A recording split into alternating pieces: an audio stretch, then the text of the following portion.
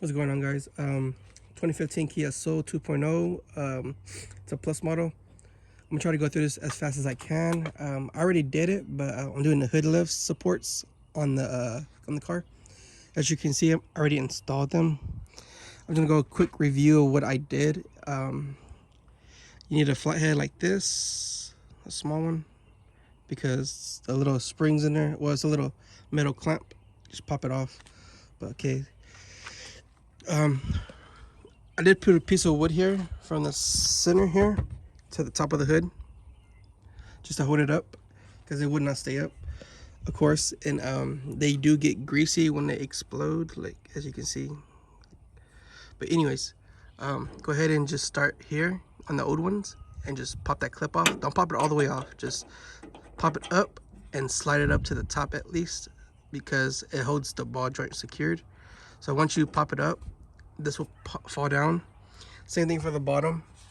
You can move this out the way or however you want, or knock this down, and then it's real easy. Same thing, pop it off. Install the new one the same way. Pull the clamp down and put it in, and just push down and snap on. And same thing, put the new part on here, push down and snap on. That's it. It's pretty much how it goes. Same thing for the other side. Pop off, pull up a little bit, slide off, same thing. Slide off the old one, put the new one on, slide down, and just clamp, push in. That's it.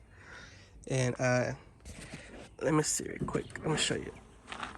It is kind of hard to push down because they are pretty strong. And all I do is push the bottom in, and it does the rest, as you can see. Pretty good for aftermarket from Amazon. A lot better than OEM from the factory. So that's pretty much it, guys. Appreciate it. Hope you enjoyed the video. If you need the link, let me know in the comments, and I'll shoot you that link. Thanks.